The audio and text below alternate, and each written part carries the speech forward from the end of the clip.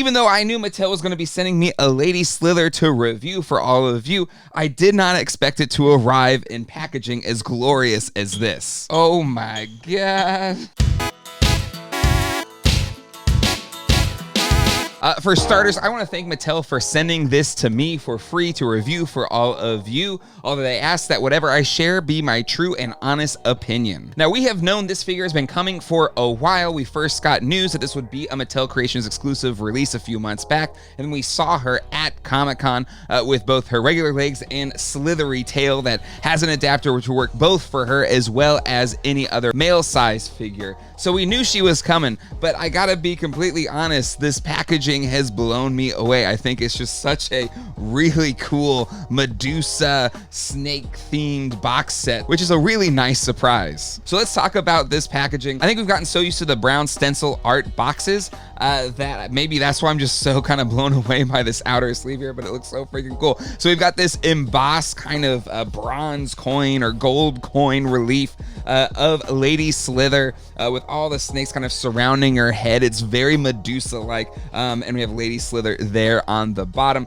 And then on the back, we got ourselves a little story, little bio here for Lady Slither, which is really, really cool. This is one of the characters that Axel Jimenez created, and really excited to get her for the first time in figure form. All right, let's take this figure out of its outer sleeve so we can look at the actual box for your Lady Slither. So if you've gotten some of the more deluxe size sets in the past, it's a very similar size box to that. But unlike maybe the retail releases, we got a full, beautiful, large canvas that Axel and crew got to work with here, and it's really freaking amazing. We've got Lady Slither on her throne with her humanoid feet. We actually have the same two characters that we got on the back of the recent Mossman figure, the Walmart exclusive, but that's just a really freaking cool card back to this set. Absolutely stunning. And then on the front of this card, we actually have some new characters that aren't in Origins yet. We got Vipor, Stretchneck, and Reptilax, which are new characters, new designs that maybe we'll get Origins figures of them too. But cool seeing them in art form for the first time here. And we've got a Fangor as well. We also got Lady Slither's lair in the background, and of course, a nice big art of Lady Slither there on the top of that card. All right, we've googled over this packaging enough. Let's take this to the review table to see how it looks out of the package. Taking her out of the packaging, I like that we got a little diagram on how to remove her humanoid legs and attach her snake tail. But once you take the figure out of the packaging, what you have is a pretty darn good female buck figure. The lower half is pretty much just a Tila repaint, if you will, but she does come with the more modern knees, which, you know, has been the case for a while now. But I will say that lower half is pretty plain, only receiving paint apps on the furry part of her boots. The upper half is where she receives most of her paint detail, with some nice gold highlights on her cufflets, her chest armor, as well as her headdress.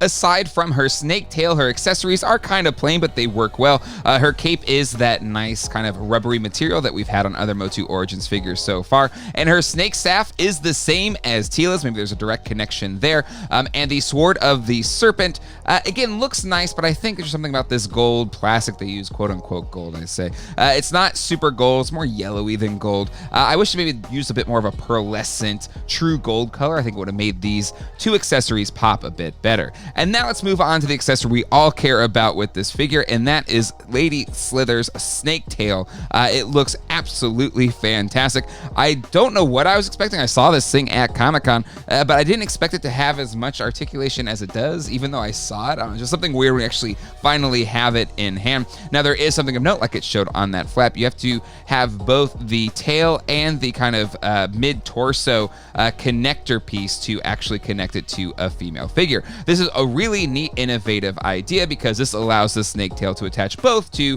this Lady Slither figure as well as any other male buck. I don't know how many people are planning to buy multiples of this Lady Slither, but I will say the snake tail works really well with the male buck snake figures. I tried it out on my Fangor, and the balance is great. It actually functions perfectly fine. So now that the tooling has been done, Mattel Masters of the Universe team, I don't know, maybe you can like make us a big snake tail pack or start packing them in with the other snake figures that be coming out down the line, because we need a lot more of these snake tails in different colors so we can apply them to all of the different snake men's released so far, as well as ones that are intended to be released release in the future. But back to the Lady Slither. I don't know anybody that's going to really be displaying this figure with her humanoid legs. We're here to see the snake tail, and once you've got it attached to the figure, it looks so freaking cool. Honestly, a lot of times when you have, you know, an accessory like this, it can be kind of clunky. The balance isn't right. You can't really pose it in different ways, but I gotta hand it to the team at Mattel. The engineering that they applied to the snake tail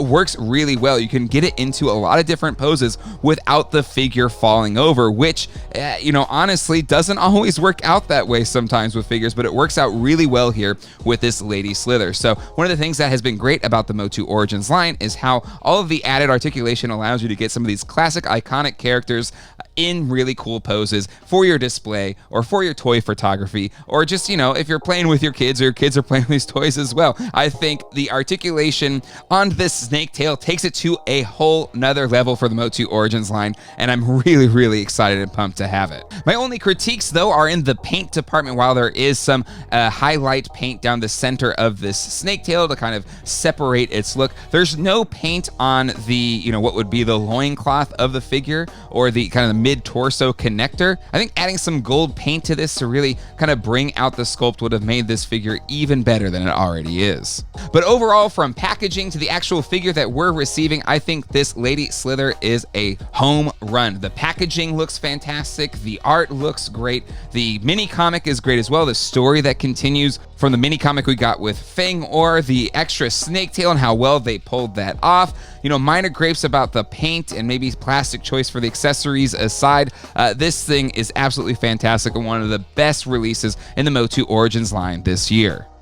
If you want to keep watching, check out this video, and until next time, hasta luego and goodbye.